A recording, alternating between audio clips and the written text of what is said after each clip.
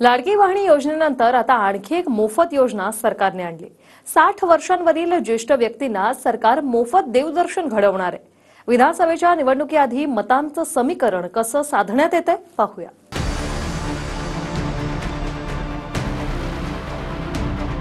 महाराष्ट्र ही संतांची भूमी आहे आणि म्हणून या ज्येष्ठ नागरिकांसाठी मुख्यमंत्री तीर्थदर्शन योजना आम्ही लागू करू।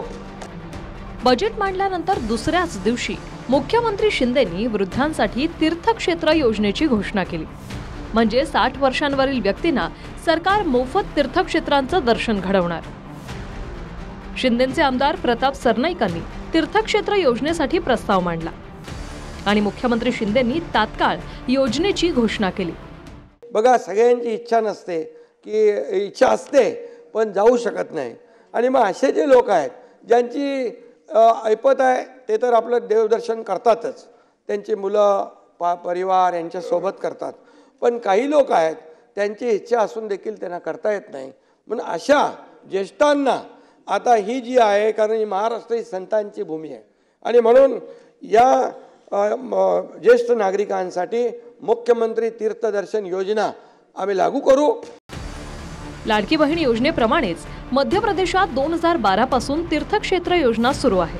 त्याचा फायदाही भाजपला विधानसभेच्या निवडणुकीत झाला। त्याच धर्तीवर आता महाराष्ट्रातही वृद्धांना सरकार मोफत देवदर्शनाला नेणार। 60 वर्षांवरील व्यक्तींसाठी तीर्थक्षेत्र योजना असेल। हिंदू, बौद्ध, शीख, ख्रिश्चन, जैन धर्मीयांना त्यांच्या तीर्थस्थळावरचं दर्शन घडवलं जाईल। जसं हिंदूंना काशी अर्थात वाराणसी, प्रयागराज अशा ठिकाणी दर्शनास नेलं जाईल। रेल्वेद्वारे प्रवास, नाश्ता, जेवण तसंच राहण्याची सोय सरकारकडून केली जाईल। ताई, आशीर्वाद सरकारला मिळेल, तुम्हाला थोडा मिळेल, आम्हाला जास्त मिळेल। आणि आता इथून पुढे आणखी काही दिवस आहेत, त्याच्यामध्ये बघा नवीन नवीन आणखी निर्णय घेऊ आम्ही। म्हणजे निर्णय घेतल्यानंतर नाही, आचारसंहितेला टाइम आहे अजून। आता हे योजना आम्ही राबवणार ताबडतोब। आता या सरकारलाच तीर्थावर जायची वेळ आलेली आहे आणि हे सरकार गडबडलेलं आहे। महाराष्ट्रामध्ये लोकसभेच्या निवडणुकीच्या पराजयानंतर या सरकारची मानसिकताच ढासळलेली आहे। तर महाराष्ट्राच्या शेतकऱ्यांना लुटणं, तरुण पिढीचं आयुष्य बर्बाद करणं, ड्रग्ज सारखी व्यवस्था या महाराष्ट्रामध्ये कधी न वेळ आणण्याचा या सरकारने मोठ्या प्रमाणात या व्यवस्थेला प्रोत्साहन दिलं। लाडकी बहीण योजनेद्वारे पात्र महिलांना महिन्याला 1,500 रुपये आणि आता वृद्धांसाठी देवदर्शन योजना आणून मतांचं गणित व्यवस्थित फिट करण्याचा प्रयत्न केला। स्वतः मुख्यमंत्रीही अशा योजनांमुळे आम्हालाच आशीर्वाद मिळेल असं सांगतायत। महिलांना 3 सिलेंडर मोफत देण्याच्या निर्णयामुळे आता विरोधकच गॅसवर असल्याची निशाणाही मुख्यमंत्र्यांनी लगावला। 3 सिलेंडर जे आहेत ते मोफत देण्याचा निर्णय आम्ही घेतला।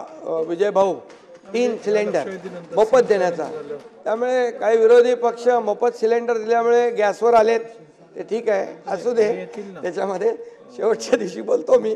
ज्या घोषणा शिंदे सरकारनं बजेटमध्ये केल्या त्यावरून जयंत पाटलांनी चादर लगी फटणे, खैरात लगी बटणे अशी टीका केली होती।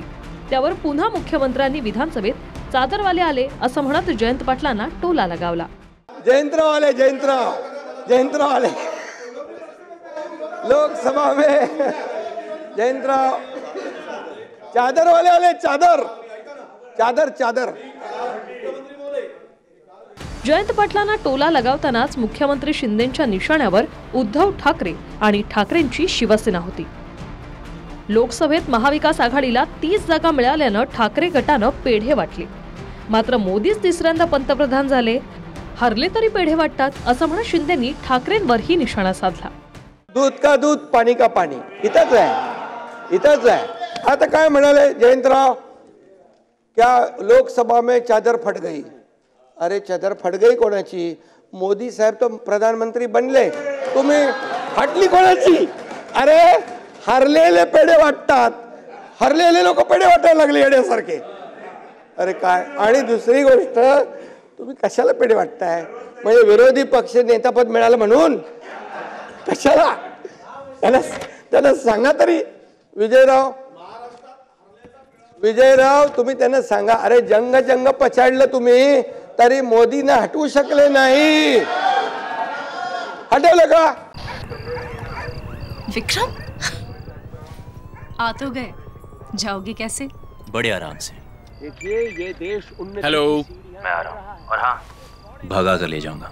सिक्योरिटी! भैया, भाग गए, पकड़ो उनको. हेलो, बोला था ना, भगा कर ले जाऊंगा. विक्रम! एक हिंट तो देते. हिंट. बड़े आराम से. ऑक्टोबर महिन्यात विधानसभेच्या निवडणुका आहेत. लोकसभेच्या निवडणुकीत महाराष्ट्राच्या जनतेनं कौल महाविकास आघाडीच्या बाजूने दिला. त्यामुळे क्रिकेटच्या भाषेत सांगायचं झालं तर शेवटच्या ओव्हरमधील बॅटिंग प्रमाणे सरकारनेही बंपर योजना आणल्या. Bureau report, TV9 Marathi, Mumbai. Vikram आ तो गए, जाओगे कैसे? बड़े आराम से. देखिए ये देश हेलो, मैं आ रहा हूँ. और हाँ, भगा कर ले जाऊंगा. सिक्योरिटी! भैया, भाग गए, पकड़ो उनको. हेलो, बोला था ना, भगा कर ले जाऊंगा. विक्रम! एक हिंट तो देते. हिंट. बड़े आराम से.